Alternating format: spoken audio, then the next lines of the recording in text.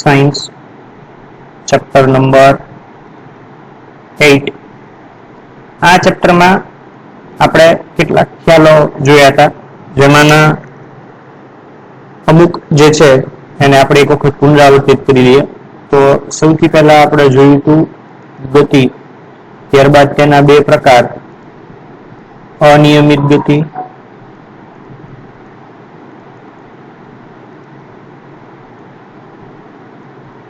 નિયમિત ગતિ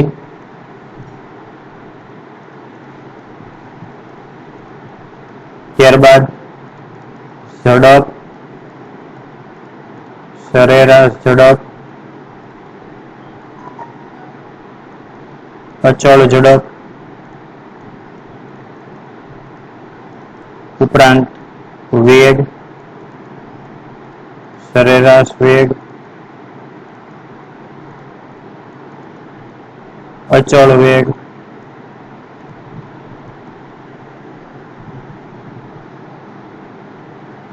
આટલી વસ્તુ જે છે એની વિશે આપણે આઈડિયા મેળવ્યો હતો તો આ લેક્ચરમાં જેનો બીજો અગત્યનો કન્સેપ્ટ છે અચળ પ્રવેગી ગતિના સમીકરણો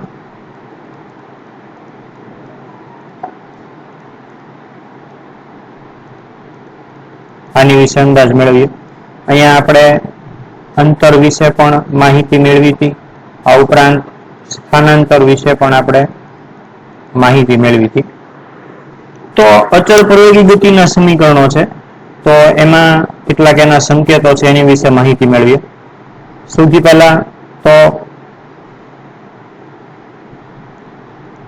ઝડપ જે છે એને આપણે s થી દર્શાવશું સ્થાનાંતર જે છે એને પણ આપણે અહીંયા s થી દર્શાવશું આ સ્મોલ s છે ઝડપ માટે સ્થાનાંતર માટે કેપિટલ s છે સમય દર્શાવવા માટે આપણે t નો ઉપયોગ કરશું ત્યારબાદ પ્રારંભિક વેગ તો પ્રારંભિક વેગ દર્શાવવા માટે આપણે u નો ઉપયોગ કરશું અંતિમ વેગ દર્શાવવા માટે આપણે v નો ઉપયોગ કરશું પ્રવેગ દર્શાવવા માટે આપણે a નો ઉપયોગ કરશું તો આ કેટલાક સંકેતો જે છે જે મેં અહીંયા લખ્યા છે હવે અચળ પ્રવેગી ગતિના સમીકરણો આ ક્વેશ્ચન જે છે એ 1 માર્કમાં પૂછાશે તો એની માટે આપણે અહીંયા એનું સાદુરૂપ આપીએ તો સૌથી પહેલું જે સમીકરણ છે એ આ છે v બરાબર u પ્લસ at જ્યાં v જે છે એ વેગ છે a જે છે એ પ્રવેગ છે u જે છે એ પ્રારંભિક વેગ છે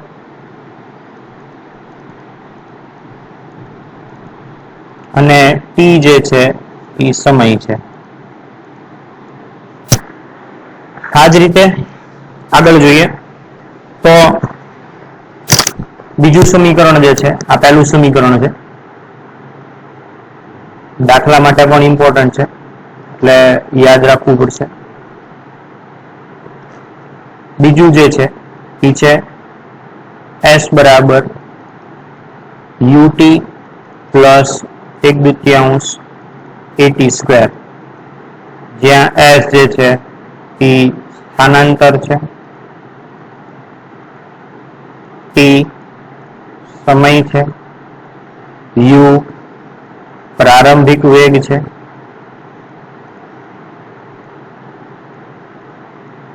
અને a જે છે પ્રવેગ છે તો આ રીતે આપણે એની માહિતી જે છે એ મેળવી શકીએ બીજું સમીકરણ જે છે એ આપણે અહીંયા જોયું સમીકરણ નંબર 2 અહીંયા સ્ક્રીન ઉપર તમને દેખાય છે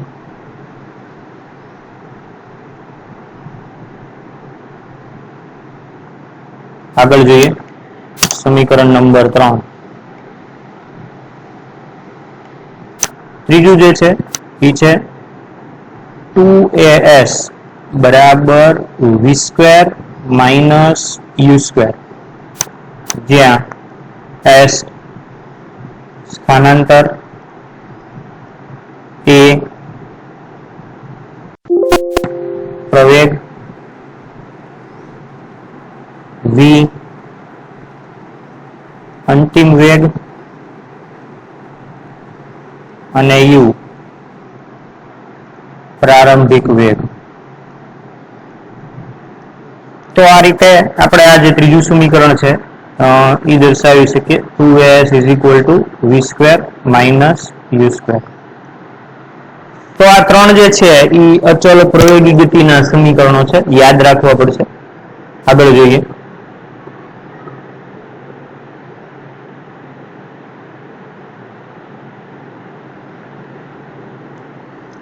હવે નેક્સ્ટ નિયમિત વર્તુળમય ગતિ ની વ્યાખ્યા છે.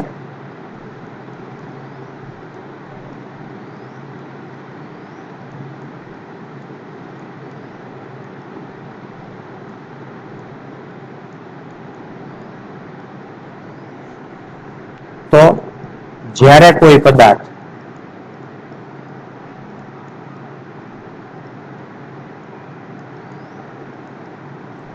વર્તુળાકાર પથ પર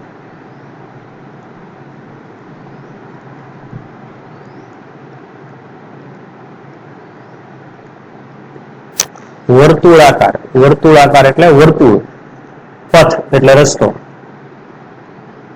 અચળ ઝડપે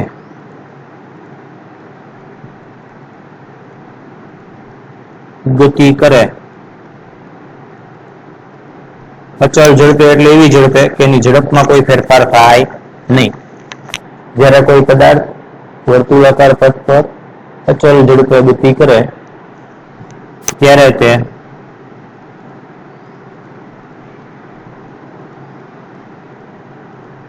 નિયમિત વર્તુળમય ગતિ કરે છે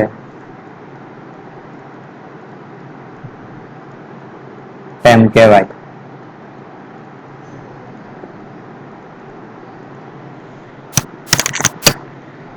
તો આ નિયમિત વર્તુળમય ગતિની વ્યાખ્યા છે. ધારો કે કોઈ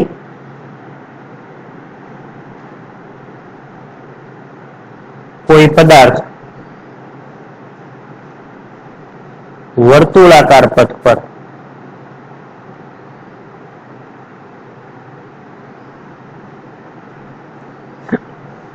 v વેગથી ગતિ કરે છે.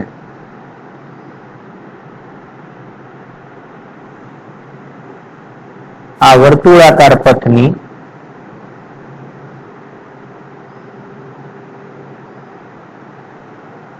ત્રિજ્યા સ્મોલ r અને ગતિ કરવા માટે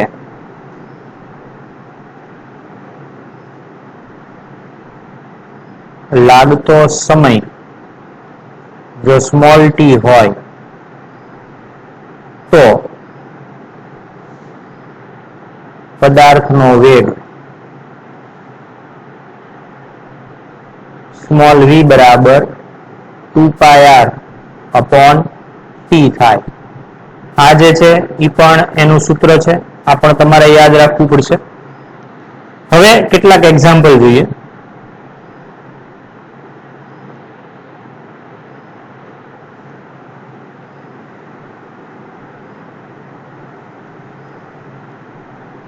નીચે આપેલી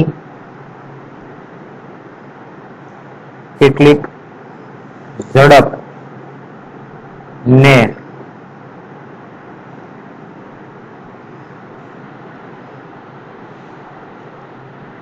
મીટર પ્રતિ સેકન્ડમાં ફેરવો. તો પહેલું જે છે એમાં આપ્યું છે 36 કિલોમીટર પ્રતિ કલાક. બીજું જે છે એમાં આપ્યું છે 54 કિલોમીટર પ્રતિ કલાક. ત્રીજું જે છે એમાં આપ્યું છે 72 કિલોમીટર પ્રતિ કલાક. તો આને આપણે ફેરવવાનું છે. તો જો સૌથી પહેલા આની એક નોંધ જે છે એ તમે યાદ રાખી લ્યો કે 1 કિલોમીટર બરાબર 1000 મીટર થાય. આ એક. અને બીજું 1 મિનિટ હોય એમાં 60 સેકન્ડ હોય, તો 60 મિનિટ જે હોય એમાં 60 ગુણ્યા 60 એટલે કે 3600 સેકન્ડ થાય. એટલે આપણે એવું કહી શકીએ કે 1 કલાક જે છે એમાં 3600 સેકન્ડ થાય. તો આ માપ તમારે યાદ રાખવાનું છે. અને બીજું એક આ કે 1 કિલોમીટર બરાબર 1000 મીટર થાય. તો હવે પહેલો દાખલો શરૂ કરીએ. 36 જે છે એ કિલોમીટર પ્રતિ કલાક આપ્યા છે અને મીટર પ્રતિ સેકન્ડમાં ફેરવવા હોય તો આને 1000 થી ગુણશું એટલે આ કિલોમીટર જે છે એ મીટરમાં ફરી જશે અને 3600 જે છે એનીથી ભાગાકાર કરશું એટલે આ જે છે એ ફરી જશે સેકન્ડમાં. તો અહીંયા જે પદ ઉડે છે ઉડાડી દઈએ. જુઓ આ 36 ઉડી ગયા તો અહીંયા જવાબ આવશે 10 મીટર પ્રતિ સેકન્ડ. બીજો દાખલો, બીજા દાખલામાં આપ્યા છે અહીંયા 54 કિલોમીટર પ્રતિ કલાક. આને આપણે ફેરવીએ એટલે 54 ને સૌથી પહેલા આપણે 1000 વડે ગુણીએ એટલે કિલોમીટર છે એ મીટરમાં ફરી જશે. ભાગાકારમાં કરીએ છીએ 3600 એટલે અહીંયા આવશે સેકન્ડ. આના જે છે એ છેદ ઉડાડીએ, 2 0 કેન્સલ થયા. 18 તેરી 54, 18 દુ 36, અહીંયા આવશે 2 પંચા 10 તો 5 ગુણ્યા 3 એટલે અહીંયા આવશે 15 મીટર પ્રતિ સેકન્ડ. આગળ જોઈએ. ત્રીજો દાખલો, તો ત્રીજો દાખલો આપ્યો છે 72 કિલોમીટર પ્રતિ કલાક. તો અહીંયા 72 ગુણ્યા 1000 કરીએ એટલે આ મીટરમાં ફરી ગયા. ભાગાકારમાં કરીએ 3600 એટલે આ સેકન્ડમાં ફરી ગયા. આ 2 0 ઉડાડી દઈએ. 36 દુ 72 એટલે અહીંયા આવશે 2 ગુણ્યા 10 મીટર પ્રતિ સેકન્ડ એટલે અહીંયા આવશે 20 મીટર પ્રતિ સેકન્ડ. ચોથો દાખલો બીજો કરીએ. 15 કિલોમીટર પ્રતિ કલાક. તો આને ફેરવવા હોય તો 15 ગુણ્યા 1000 ભાગાકારમાં 3600 તો અહીંયા આવશે 150 ભાગાકારમાં 36 મીટર પ્રતિ સેકન્ડ. તો 150 જે છે એનો 36 થી ભાગાકાર કરીએ તો જે છે તમે જાતે કરી નાખજો. આ જે છે એ એનો જવાબ આવશે, પોઈન્ટમાં આવશે. આગળ જોઈએ. એક બીજો સાયન્સનો એક એક્ઝામ્પલ છે એ કરીએ. ટેક્સ્ટબુક નો જ છે. એક ટ્રક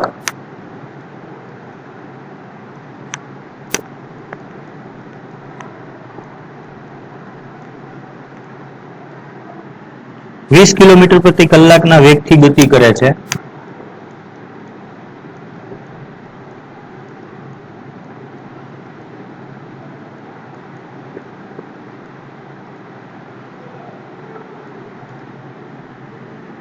છ સેકન્ડમાં તેનો વેગ 54 કિલોમીટર પ્રતિ કલાક થાય છે.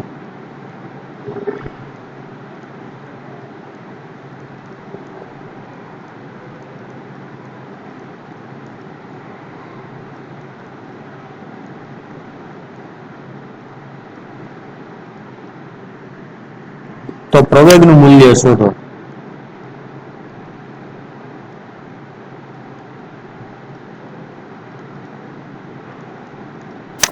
તો દાખલાની શરૂઆત કરીએ. પ્રવેગનું સૂત્ર તમને ખબર છે. વેગમાં થતો ફેરફાર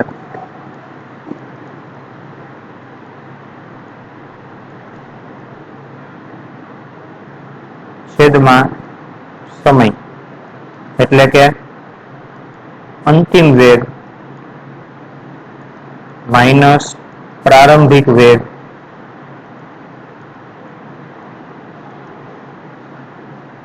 છેદમાં સમય. હવે જુઓ તમે અહીંયા અંતિમ વેગ જે છે એ આપણને આપેલો છે અને પ્રારંભિક વેગ આપેલો છે. તો અંતિમ વેગ જે છે, સોરી પહેલા પ્રારંભિક વેગથી શરૂ કરીએ. તો જો અહીંયા પ્રારંભિક વેગ એટલે છે ને ગતિની શરૂઆત થાય ત્યારે તેનો જે વેગ હોય ને એને પ્રારંભિક વેગ કહેવાય. એટલે જો પ્રારંભિક વેગ છે ને 20 કિલોમીટર પ્રતિ કલાક છે. હવે આને મીટર પ્રતિ સેકન્ડમાં જે છે એ ફેરવવાના છે. તો આને જે 20 જે છે એને આપણે 1000 વડે ગુણીએ અને 3600 વડે ભાગાકાર કરીએ તો આ બે 0 ગયા તો અહીંયા આવશે 200/36. સાદુરૂપ આપીએ એટલે અહીંયા આવશે 5.6 મીટર પ્રતિ સેકન્ડ. અંતિમ વેગની વાત કરીએ તો અંતિમ વેગ જે છે એનો છે 54 કિલોમીટર પ્રતિ કલાક. આને ફેરવીએ એટલે 54 ગુણ્યા 1000 ભાગાકારમાં 3600. આ બે 0 કેન્સલ થાય. 18 તેરી 54. આ 10 એમના એમ નીચે 18 દુ 36 એટલે 18 કેન્સલ. 2 પંચા 10. 5 તેરી 15 મીટર પ્રતિ સેકન્ડ. અને સમય જે આપ્યો છે આપણને આપ્યો છે 6 સેકન્ડ. આનું આગળ જે છે એ આપણે સાદુરૂપ આપીએ તો પ્રવેગ બરાબર અંતિમ વેગ જુઓ તમને અહીંયા આપ્યો છે 15 એટલે અહીંયા આવશે 15. પ્રારંભિક વેગ આપણને આપ્યો છે 5.6 છેદમાં સમય એટલે 6. આનું સાદુરૂપ આપીએ એટલે અહીંયા આવશે 9.4 છેદમાં 6. આનું સાદુરૂપ આપીએ એટલે અહીંયા આવશે 94/6 ગુણ્યા 10. આનું સાદુરૂપ આપીએ એટલે અહીંયા આવશે 94/60. આનો ભાગાકાર કરીએ, ભાગાકાર હું નહીં કરું, તમે જાતે કરી નાખજો. એટલે અહીંયા આવશે જવાબ 1.57 મીટર પ્રતિ સેકન્ડ સ્ક્વેર. તો આનો પ્રવેગ જે છે એ 1.57 મીટર પ્રતિ સેકન્ડ સ્ક્વેર છે તેમ કહેવાય. આગળ જોઈએ.